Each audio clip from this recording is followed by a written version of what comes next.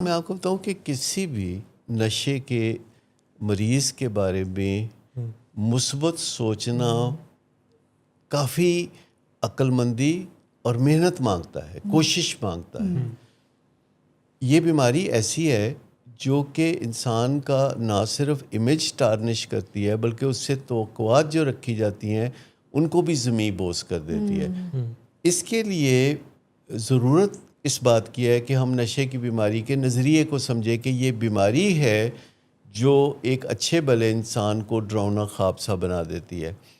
تو 3 چیزیں ہیں جو اہل خانہ یا علاج کرنے والے جو ہیں ان کو مد نظر رکھنی ہوگی۔ پہلی چیز کہ unconditional regard as a human being, اس کو دوبارہ ہیومن بینگ کی کیٹیگری کے اندر لے آئیں۔ اور یہ آسان کام نہیں ہے معاشرے میں۔ سچی بات یہ ہے کہ ہمیں اپنے پروفیشنلز کو بھی یہ سکھاتے 6 سے 9 مہینے تک لگتے ہیں کہ ان کے دل میں ہم اپنے جو کلائنٹس ہیں، جو نشے کے مریض ہیں، ان کے لیے انکنڈیشنل ریگارڈ پیدا کر سکیں۔ دوسری بات یہ ہے نان ججمنٹل بیہیویئر۔ نشے کے مریض کو سب سے زیادہ جس چیز کا سامنا ہوتا ہے وہ ججمنٹس ہیں کہ اپنے ہی پیارے، اپنے ہی والدین بعض اوقات اتنی بری باتیں کہتے ہیں، اتنی بری ججمنٹس دیتے ہیں کہ کسی مریض کے لیے ان ججمنٹس کے سامنے کھڑے ہو جانا اور اپنی زندگی کو دوبارہ صحیح رستے پہ استوار کرنا بڑا مشکل ہو جاتا ہے۔ تیسری چیز ہے نان ریڈیکیولنگ ایٹیچیوڈ، کہ مذاق جو ہے، نشے کی بیماری ایسی بیماری ہے کہ جو مذاق کا نشانہ بھی بنا دیتی ہے۔ آپ دیکھیں فلموں ڈراموں میں نشے کے مریضوں کو دکھا کے، ان کی حرکتوں کو دکھا کے ہنسنے کا سامان پیدا کیا جاتا ہے۔ جی بالکل۔ مجھے بتائیے دنیا کی اور کون سی بیماری ہے جس کے مریض کو سٹیج ڈراموں میں یا فلموں میں دکھا کے ہنسنے کا سامان پیدا کیا جائے؟ تو جب تک علاج کرنے والے اور اہل خانہ اور مریضوں سے کوئی بھی رشتہ رکھنے والے لوگ unconditional regard, non judgmental behaviour اور نان ریڈیکیولنگ ایٹیچیوڈ نہیں اپناتے تو نشے کا مریض ان کی بات سننے کے لیے ہرگز تیار نہیں ہوتا۔ بات سننے کے لیے صرف بات میں دم ہونا ضروری نہیں ہے، بات سننے کے لیے ہم آہنگی ہونا ضروری ہے۔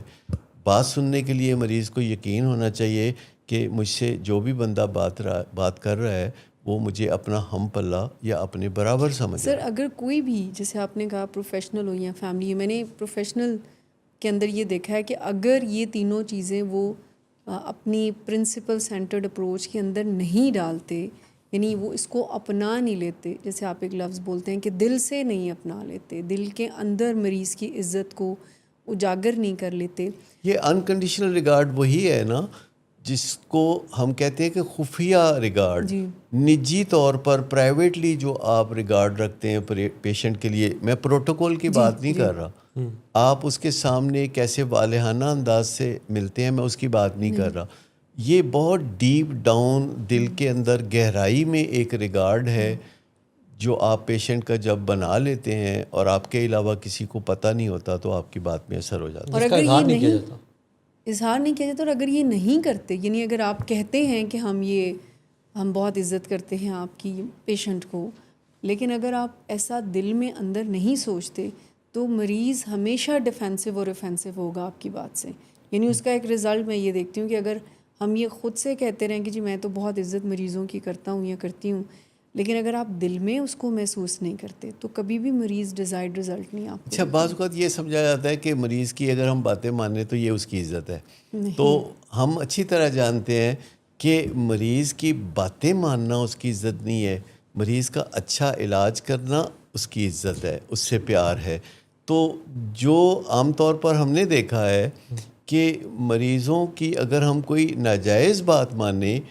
تو انہیں بھی اچھا نہیں لگتا، وہ چاہتے ہیں کہ وہ اپنی کوئی خواہشوں کا اظہار کرتے رہیں، لیکن ایٹ دی سیم ٹائم وہ چاہتے ہیں کہ ہم ان کی بات نہ مانیں۔ سر میرا پرسنل ایکسپیرینس ہے، بیکاز میں نے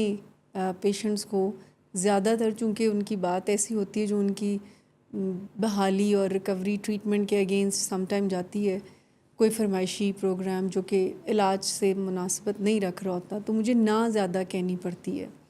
لیکن میں نے یہ دیکھا ہے کہ ان کا تعلق اور میرا تعلق ان کے ساتھ اتنا تھیراپیوٹک ہے کہ بڑی آسانی سے وہ نا کو ریسیو بھی کرتے ہیں اور ہمارا رشتہ بھی خراب نہیں ہوتا. میں آپ کو بتاؤں کہ مریض خود بھی چاہتے ہیں کہ وہ اپنی جو غلط تمنا کا اظہار کر رہے ہیں وہ پروفیشنل نہ مانیں. وہ اظہار کرنا بے صبری کے ساتھ یہ ان کی ایک اپنی ضرورت ہے, لیکن اگر ہم ان کے پیچھے چل پڑیں, کیونکہ رول یہ ہے